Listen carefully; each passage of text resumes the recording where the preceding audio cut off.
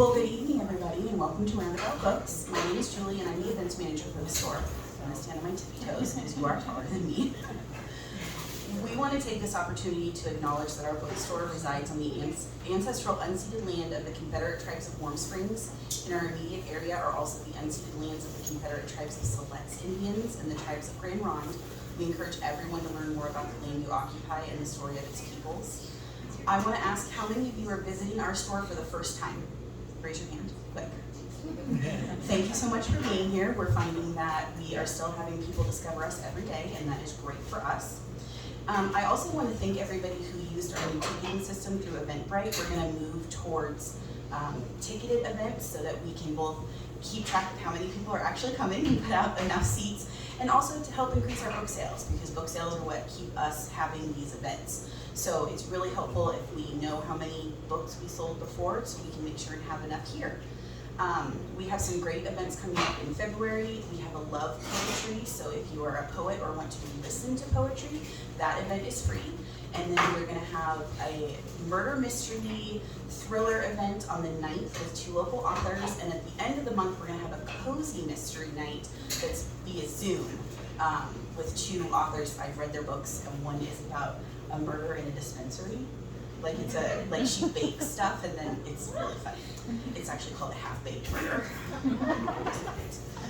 So be sure to visit roundaboutbookshop.com for more information about our events and book clubs. So I'm really excited to hear about this book tonight. Our author was published through a press that is out of Portland State University called Hooligan Press, which I'm actually a graduate of. So I'm really excited just to see what they are bringing out in the world as well. So Josephine Woolington is a writer, musician, and educator. She previously worked at several newspapers in Oregon and is currently a freelance journalist focusing on stories about the natural world. She's joining us tonight from Portland. Please give a round of applause for Josephine Woolington. Thanks so much for coming out. It's great to see new faces and share this book. It's been about a month since I did one, so it feels good to talk about it again. So I'll just kind of briefly explain all the species that I write about, and I have some photos to show you.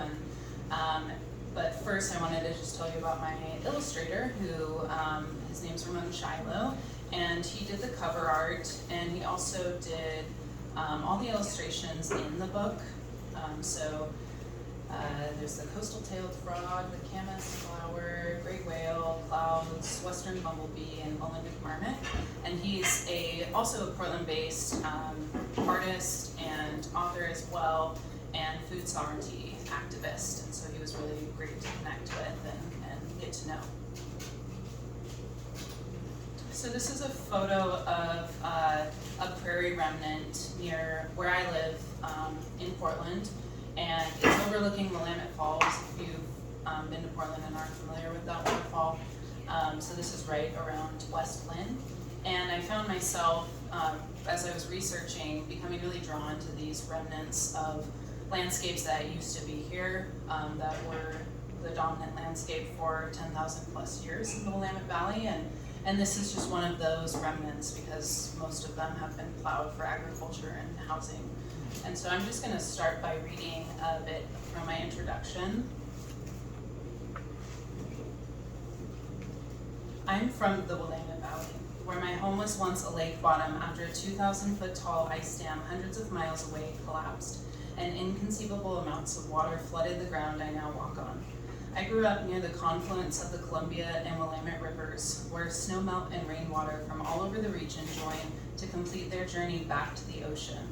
Not far from my childhood home, grizzly bears once indulged in Oregon white oak acorns, condors showed off their wingspans, and long ago bison roamed. Until a few years ago, I didn't pay much attention to what kinds of birds visited my backyard or what types of trees lined my neighborhood streets. I didn't think much about how Portland's Tualatin Mountains had formed from ancient basalt flows that now give the rich the best views in the city. I didn't know how long White East, who we now call Mount Hood, has watched over the valley.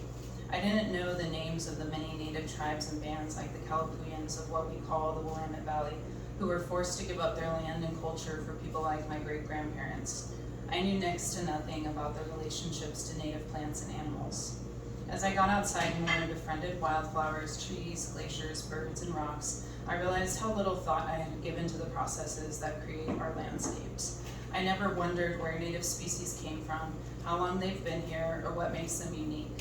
I didn't hike until after I graduated college and never owned a pair of Keens or any earth-toned clothing until a few years later, which I always say I still don't. So I don't know why I wrote that. But I've always known, though, that from visiting the Oregon coast and Columbia River Gorge as a kid with my family, that waterfalls and big trees within 30 minutes of my home are the kinds of friends who give good hugs and listen deeply. Clouds and salt water remind me of something bigger than our day-to-day. In the last several years, my journalistic curiosity prompted many questions and inspired me to deepen my shallow understanding of home. I wanted to learn about native plants and animals, to connect with something real, especially when so much of our digital world distorts concepts of time and place. I started to notice how trees and logged forests grow at the same height. I recognized invasive plants where native plants should grow.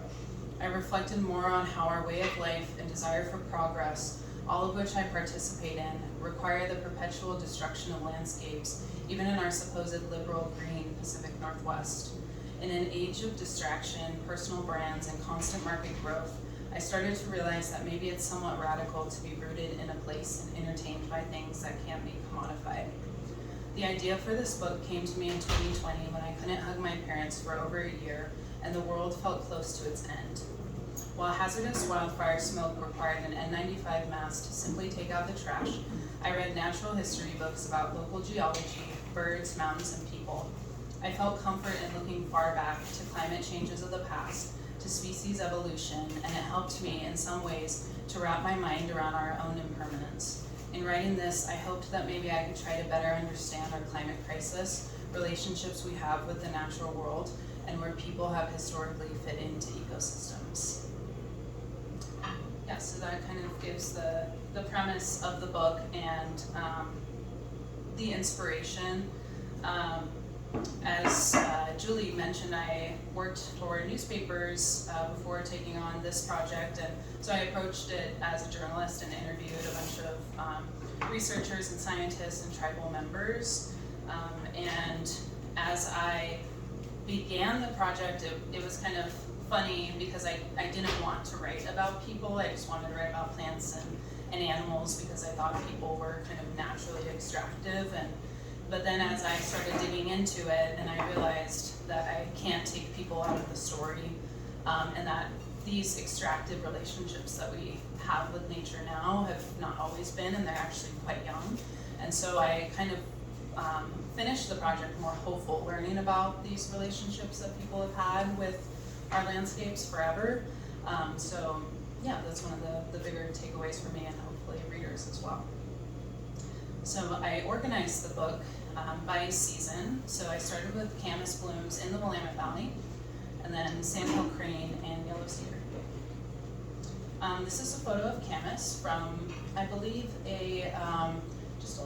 this is at Mount Pisgah actually, just southwest of Eugene, and it's another one of the remaining prairies in the Willamette Valley. There's only a handful. There's sometimes camas off the side of the road, or kind of sandwiched in between buildings yet to be developed, or on land yet to be developed. And so in this chapter, I focused on the Calapuyan relationship with camas, and it was kind of interesting because I initially was thinking that I had to go to the Wallowas to see camas in bloom, because this is kind of, a result of colonialism and the attempt to erase these histories, is that I didn't even know that camas grew in the Willamette Valley. So I realized that I didn't even have to travel very far to go see it.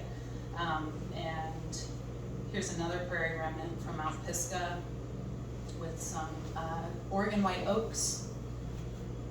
And so the chapter details the camas plant, the Calapuyan relationship with camas, and what tribal members and conservationists are doing to restore the prairies.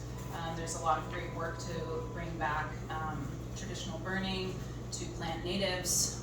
One quote that stuck with me from the Grand Ronde tribal restoration ecologist was that there's a lot of invasives and it takes years to remove, but once you get, them out, the seed sources are there, the native seeds are down there.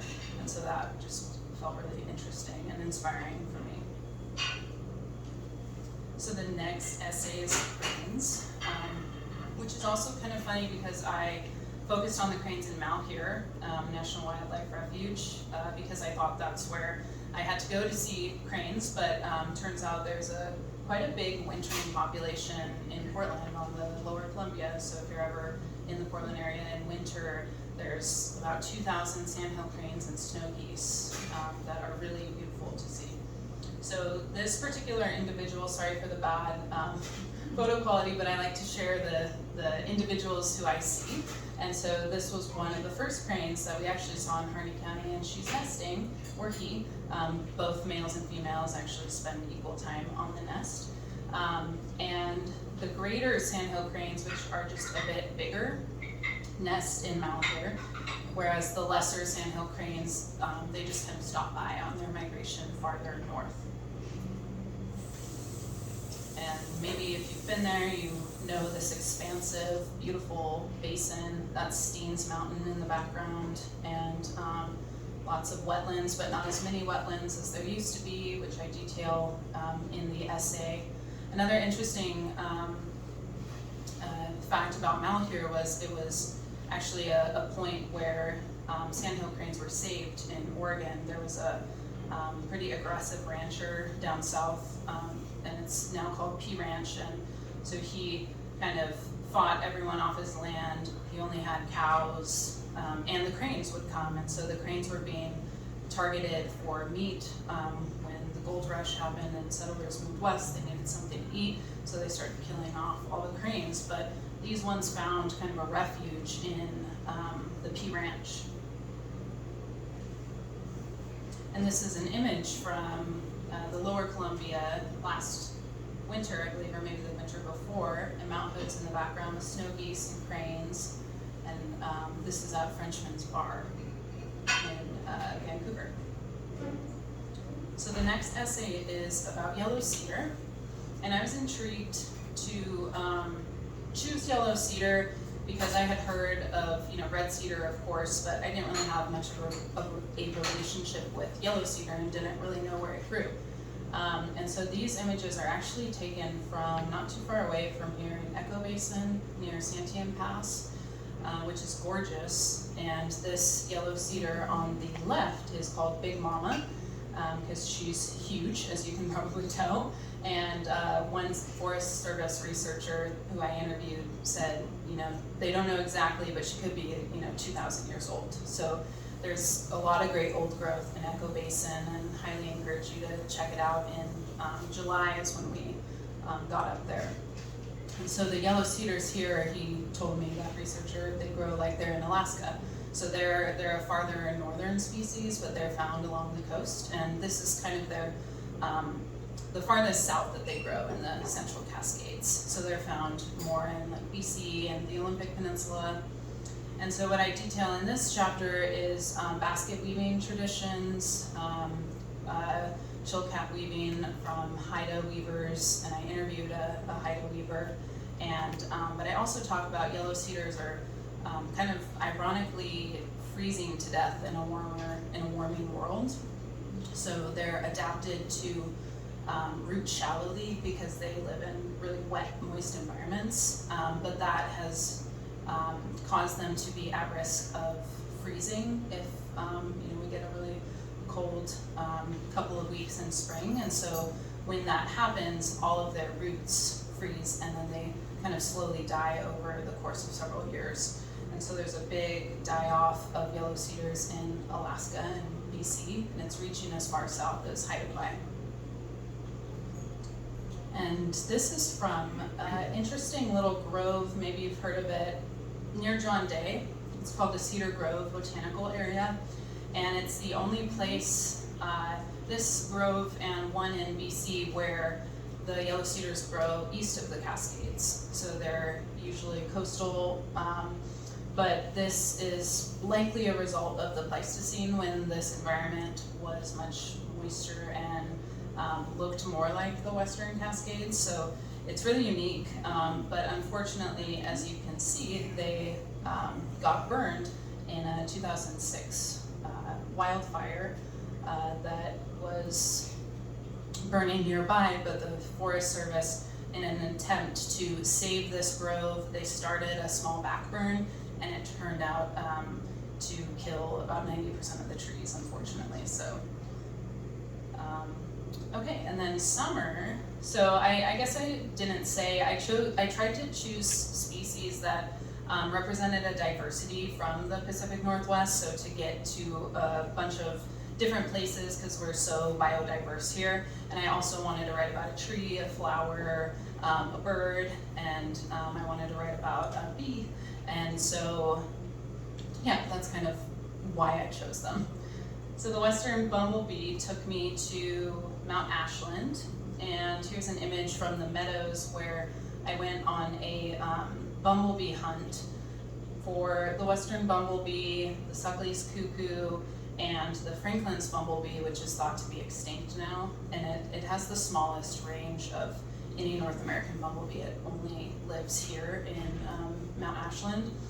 And so this was kind of a forest-led survey. They've been doing it every year since the early 2000s, I believe.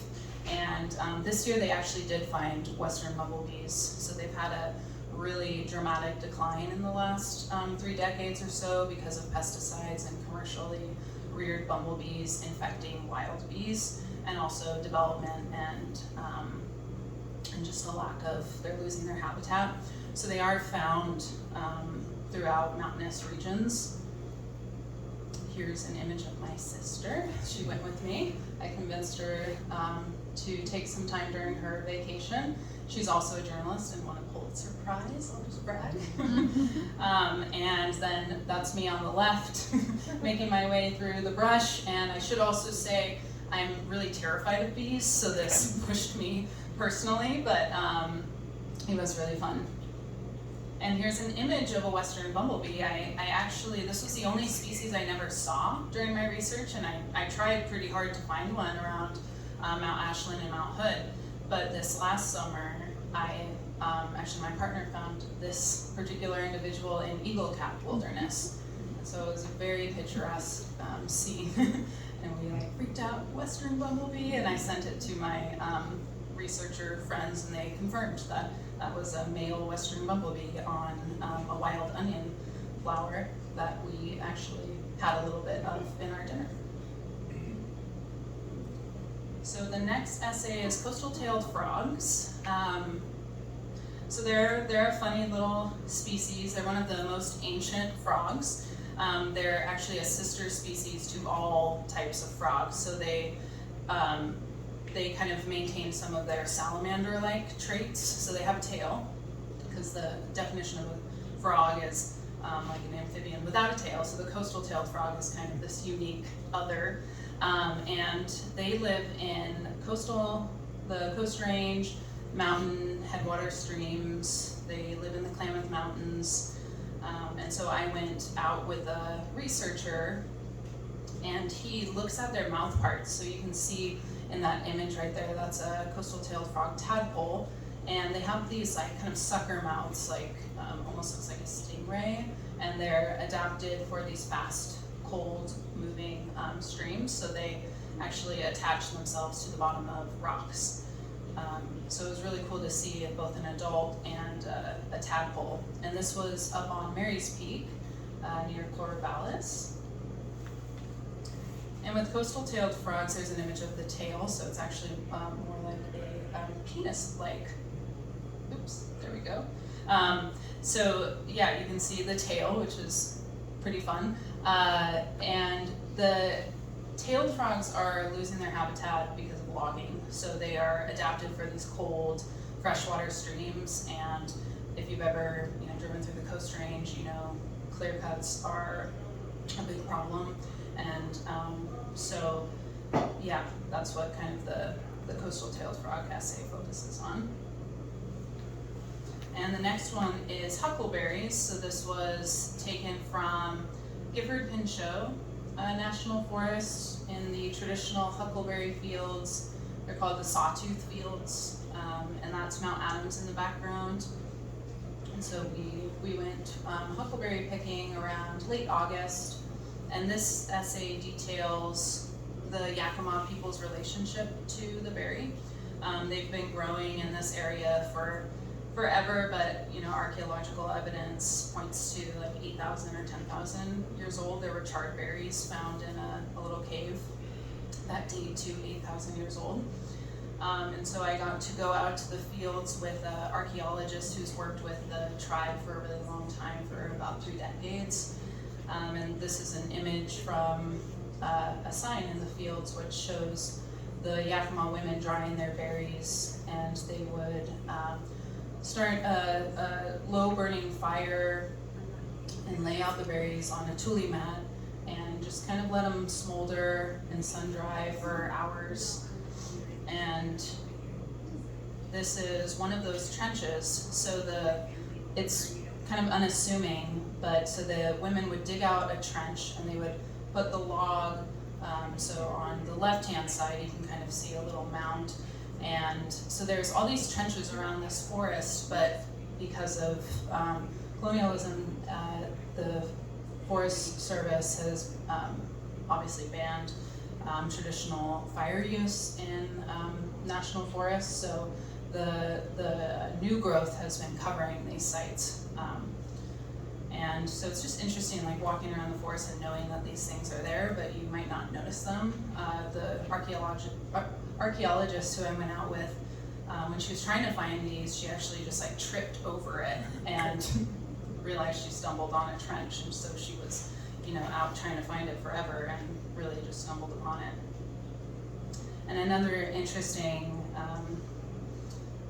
little bit of information she shared with the Gifford Pinchot Sawtooth Fields is that they were much bigger than they are now. It's like a very small percentage of what exists because the Yakima people would burn every year, and that would fuel the huckleberry growth and keep the trees cleared.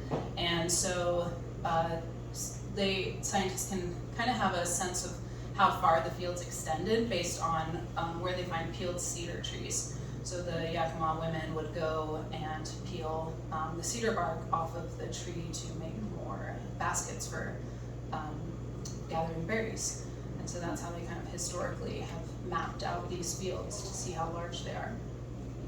And the Yakima tribe, as I discussed in the essay, has been working with the Forest Service to kind of reestablish some traditional burning and to clear the conifers so that huckleberries, that they can have enough access to the fields to maintain their treaty and their cultural right to pick the berries. So this is from the Olympic Mountains. There's a deer, if you can see, just on the lower, kind of off to the left. And this is in the Seven Lakes Basin. And we went up here in 2021 for my Olympic marmot essay. And so the Olympic marmot is a unique endemic marmot to just the Olympic Peninsula. They're very charismatic.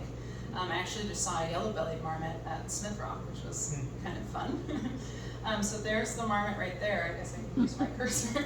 And this was the first one that I saw, and we kind of like entered this new ecosystem. We had just come from huckleberry fields, and then we were in this big chasm, and I happened to look up and there was a marmot perched. So I'm actually going to read just the first paragraph from my marmot essay.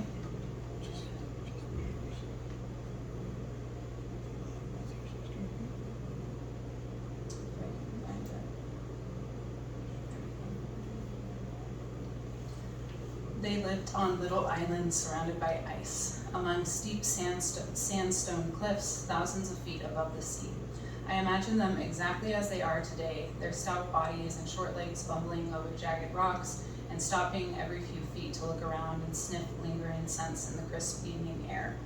I picture them poking their dark, round noses over ledges and looking down on valleys encased in ice sheets, half a mile thick, that turned the lowlands of the peninsula pastel blue and glowed like magic under a full moon. The marmots have been up here in the Olympic Mountains since glaciers covered most of the region thousands of years ago. They could tell us when ice dams blocked salmon from the Elwha River's upper reaches and when glacial melt unveiled a newly sculpted landscape. I bet they were happy in their ice world as long as they had full bellies. Would their piercing whistles, which soar to the highest notes, have even more resonance and cut through the frozen silence? Did they have much company up there? So I just was really struck by, how long these species have been here, and that the marmots have lived through a time when the Olympic Peninsula was under ice, and they're still here. In this chapter, actually, two details. Since the 60s, there haven't been too many researchers that focus particularly on Olympic marmots because they're kind of niche, but they have found that their populations have declined by 40 to 50%, and it's one researcher ties it to the clear cuts of the Olympic Peninsula, and that allowed, and the extinction of gray wolves. So gray wolves were hunted off, and then the Olympic Peninsula was clear cut, which allowed coyotes to travel up into the Olympic Peninsula, and the Olympic marmots evolved with relatively few predators, especially canines, and so they're pretty naive when it comes to dealing with canines and coyotes. And there's also kind of like a climate change element to it as well, in that coyotes are thought to do well in low snow years because they'll be out hunting sooner. And so when those low snow years have happened, the marmots have really been hit hard. And then the park has been doing some volunteer marmot surveys and found when they had a bit higher snowpack in like the 2010s, 2015s, that the marmots did better. And now our snowpack has kind of decreased again since then, and anecdotally it's not looking good for the marmots, is what the park biologist told me. And so we're to fall, which I chose moss and clouds. So this is from the Hoh rainforest on the Olympic Peninsula in Olympic National Park. And if you've ever been there, you know that the maples are almost unrecognizable with how much moss they have on them. It's just incredible. And then you think about these ancient forests spanned, like 2,000 miles from Southeast Alaska to Northern California. And so the Hoh is one of these remnants of this old growth rainforest. And I got to go out with a moss researcher, which was kind of a dream come true. I wanted an excuse to get out there with someone who specializes in mosses, and that was one of the drivers for this essay, because I just wanted to know more. As she says in the essay, when you walk in this forest, moss is the story is moss, and so her kind of life work is dedicated to figuring out what exactly is going on in these moss communities, because not many researchers choose to study moss here in the Hoh rainforest, which kind of surprised me. So we went out, and she's doing an experiment basically to find out which mosses grow first. In ecology, it's known as succession. So who grows first and why, and then who are some of the later species to take over. And you can see the moss gets so thick on the branches, it looks like chocolate cake. And so all of this like soil that the mosses create is really unique and nutrient rich, so that when it falls, it provides nutrients to the forest, and it provides, mosses provide homes for invertebrates, for birds, and actually slugs are one of the few things that eat moss. They apparently don't taste very well, except to a slug. So another interesting thing that Carrie Woods, that's her name, the researcher, she didn't study this, but these moss mats, actually, the big leaf maples have specialized roots called adventitious roots that grow underneath these moss mats. And a researcher, Nalini Nankarni, discovered them in the 80s. And supposedly they give nutrients to the trees. And so you'll see on the big leaf maples these quite large roots that are just specialized to grow only to get nutrients from the mosses.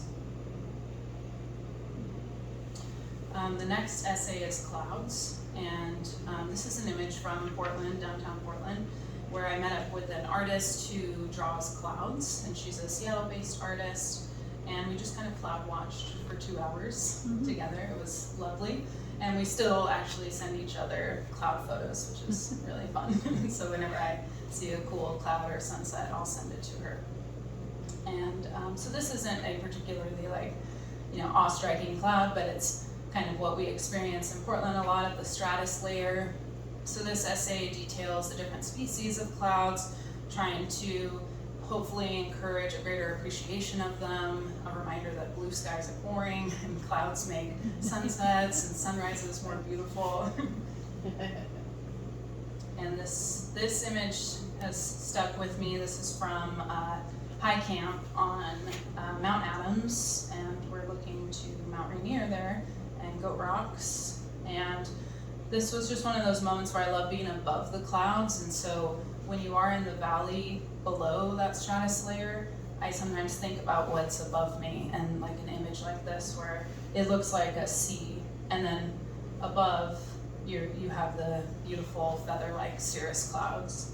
And so this has just been one of my, more awe-striking cloud watching moments. And I talk about atmospheric rivers, which has been in the news a lot lately with California, but we obviously get them too more in the fall, like November, December, when the jet stream is pointing toward us. And so this was an especially large atmospheric river, I think, that hit November this year, and I'm just so fascinated by this massive storm system, and its foundational element of Earth balancing her energy, and why everything here is so green and beautiful. And although they are, can be very destructive, they're a foundational part of this planet. And so the last essay is about gray whales.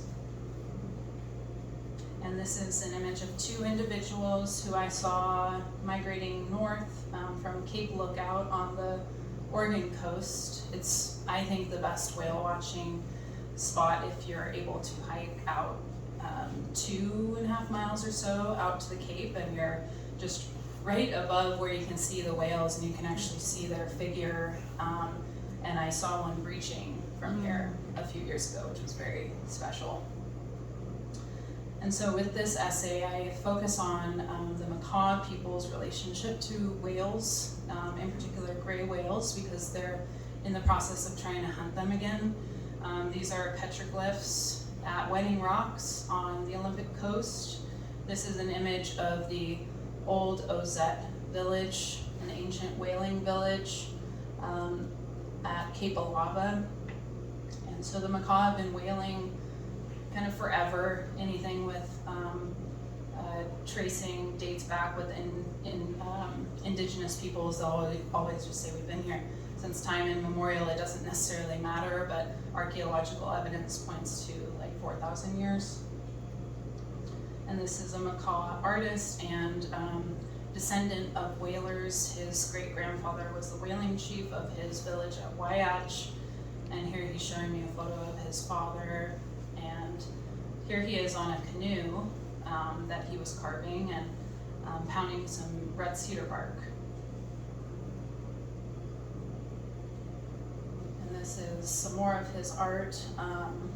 This image here is called the Solstice Dinner, and you can see a whale with a thunderbird, and the macaws, kind of the story of how they started whaling was that thunderbird taught them. They were going through a hard time, starving without food, and thunderbird came and taught them how to hunt whales. And so this is honoring that ancient story.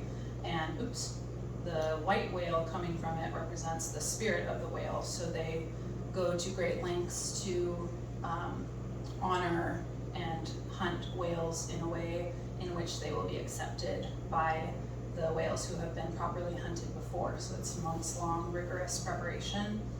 And this is actually a whale bone that he foraged from the beach in Nia Bay. And this is an image of the Waiach River, so his family's village would have been right around here. And yeah, that's how the book ends, with this huge mammal, this kind of now controversial topic that I hope, kind of gets us thinking about humans' role in environments and treaty rights and what kinds of relationships we have with our landscapes and with the species who have always been here and have co-evolved with humans. And that's the end. Thank you for listening.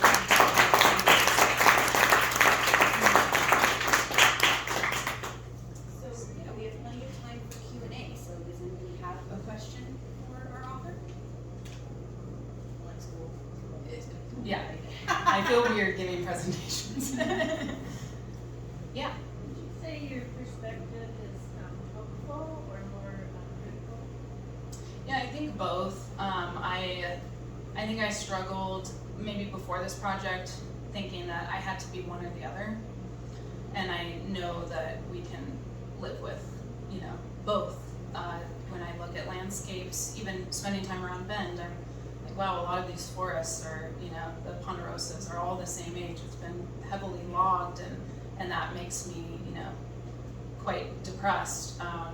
But in the end, I know that these systems and this way of, how we're interacting with the natural world is not very old. And so that's, I think, what gives me hope, is it's just kind of a blip.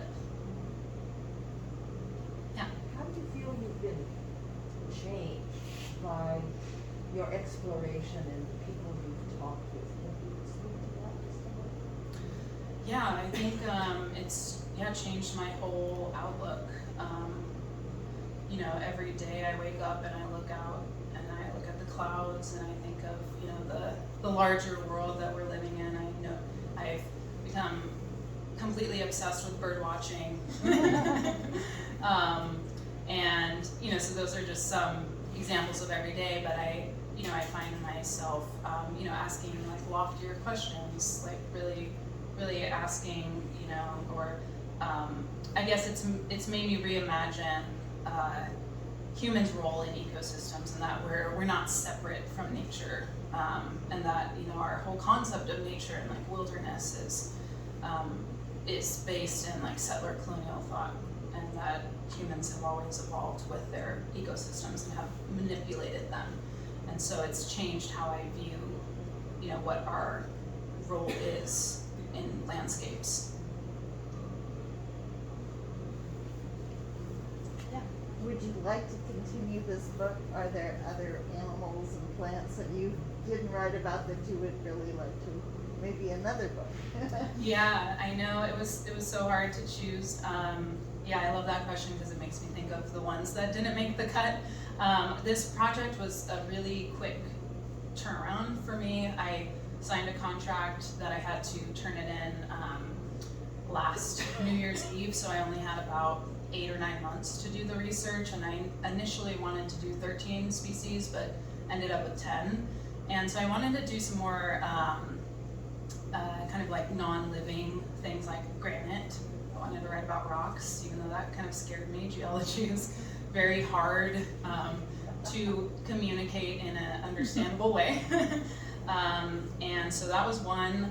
I wanted to, let me think, I wanted to write about jumping slugs, which are, there's a particular species that's endemic to the Columbia River Gorge. And so their kind of defense is to not really jump, but they just like roll off of the leaves when they're about to face a predator. So I just found that intriguing and wanted to learn about that.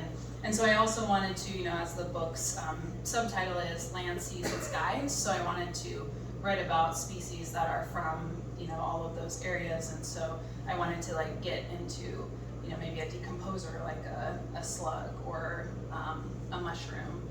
And so what was the other one? I'm forgetting. There was 3. But anyway, so that kind of gives you a sense that there's definitely more. From what authors do you gain your inspiration? Oh yeah. Well, I think one of the books I was reading in the pandemic that helped me see things differently was How to Do Nothing by Jenny Odell. And that's actually, it's about the natural world in a way, because she also got into bird watching. And it's about the attention, what she calls the attention economy, and just how to refocus our attention. And she encourages us to, pay attention to the natural world, that we're meant to just observe and go slower than we are now. So that was a big one. Of course, braiding sweetgrass, Robin Wall Kimmerer. There's a local author based out of Nisqually, I believe, and his name is Jeff Antonellis Lapp, and he wrote a natural history of Mount Rainier called Tahoma and Its People, which was really helpful. I learned a lot from that book, and actually got a few ideas, like the western bumblebee, because he had kind of mentioned offhandedly that there was this relic species of rare bumblebee found at Paradise on Mount Rainier. So, yeah.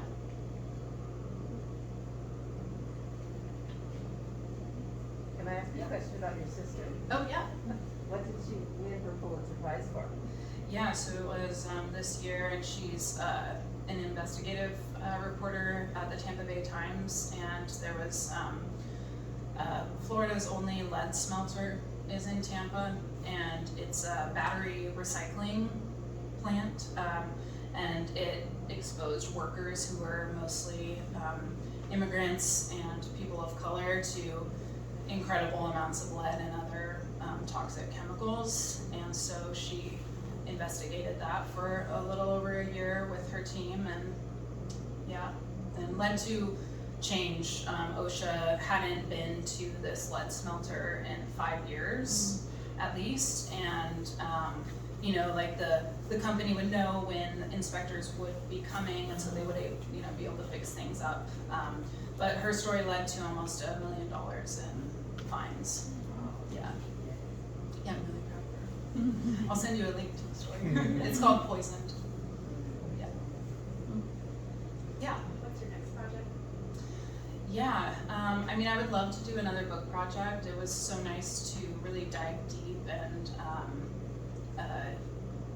have as many words as I wanted. As a newspaper reporter, 1,000 words felt like a long article, which seems crazy now. But yeah, I'm gonna have a story about this macaw artist actually in a magazine soon, so I'm gonna freelance, and this project just led to a lot of new ideas and new inspiration of things to check out. So I think eventually I want to do another book project of some sort, but for now I think just kind of magazine freelance. Yeah. All right, well, if that is all the questions, we'll go ahead and wrap up. I just want to remind everyone we have books for sale. You can grab them from right here or from that front register, and Josephine will be signing. And every book sale helps us, and it also helps the small press that she's publishing through. But thank you everybody for being here tonight. This was a great turnout. It's only our third event of the year, and thank you. So Thanks so much.